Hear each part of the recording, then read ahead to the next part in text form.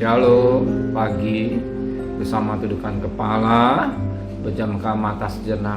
Bapa, inilah keberadaan kami yang Kau kasihi, dan kami masih ada, dan kami bisa bernapas, kami bisa hidup semua karena Engkau.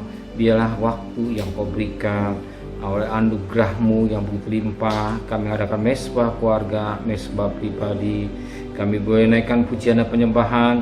Kami rindu untuk mendengarkan renungan firman-Mu. Roh Kudus mengurapi hamba-Mu secara khusus. Roh Kudus juga mengurapi kami dan ungkapkan firman-Mu sehingga jadi berkat buat kami. Dan kami juga boleh naikkan doa syafaat kepada Tuhan. Haleluya. Amin. Shalom pagi. Mari sama-sama kita akan membuka firman Tuhan Yohanes pasal yang ke-20. Yohanes pasal 20 ayat 30 sampai ayat 31. Yohanes pasal 20 ayat 30 sampai 31. Maksudnya Injil ini dicatat. Memang masih banyak tanda lain yang dibuat Yesus di depan mata murid-muridnya yang tidak tercatat dalam kitab ini. Tapi semua yang tercantum di sini telah dicatat supaya kamu percaya bahwa Yesuslah Mesias, Anak Allah, dan supaya kamu oleh imanmu memperoleh hidup dalam nama Yesus. Suatu mutiara indah pagi hari ini. Oh, firman Tuhan dan tanda-tandanya dikerjakan Yesus. Apa yang tercatat di Alkitab ini adalah kebenaran. Tapi yang sangat menarik dikatakan pada ayat 31. Tapi semua yang tercantum di sini telah dicatat. Jadi apa yang tercantum, apa yang tertulis di tentang pribadi Kristus telah dicatat. Dan Alkitab menulis supaya kamu percaya bahwa Yesuslah Mesias, Anak Allah, dan supaya kamu oleh imanmu mau hidup ya dalam nama Yesus. Cerita tentang Yesus, suatu cerita atau tentang kebenaran yang benar-benar nyata 2000 tahun yang lalu.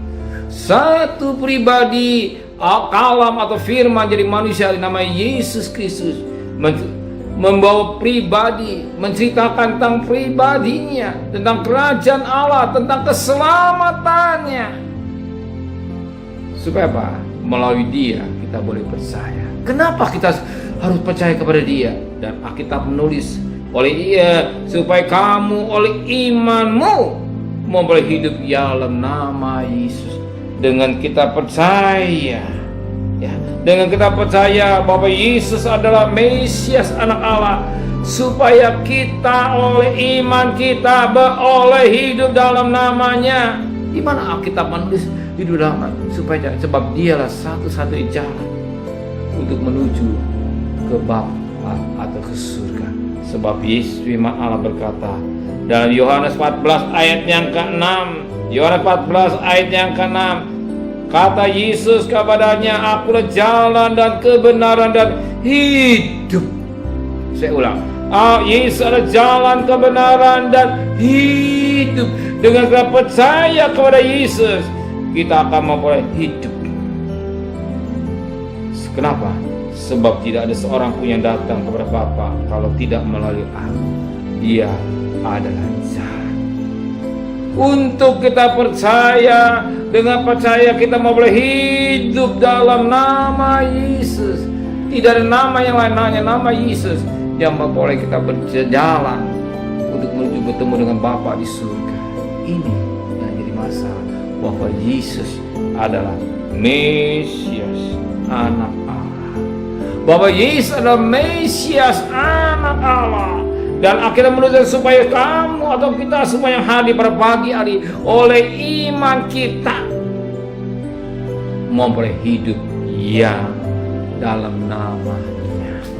Hanya untuk memperoleh hidup dalam namanya, hanya satu kunci, kita harus beriman atau percaya kepada dia. Kenapa?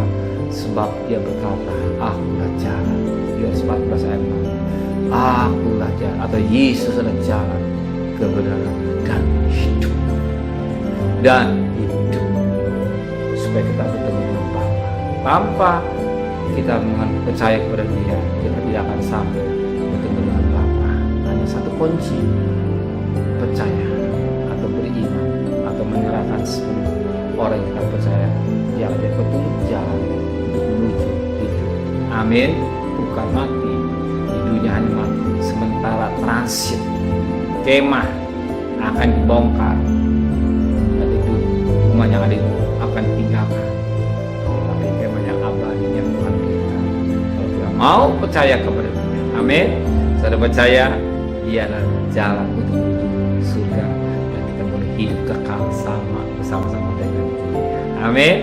Benar Bapa di surga. Kunci rahasianya percaya bahwa Yesus adalah Mesias, juru selamat kami untuk memperoleh hidup yang kekal. Kembalikan kami besok pagi dalam tubuh yang sehat dengan tidak kurang satu apapun juga. Terima kasih Bapa.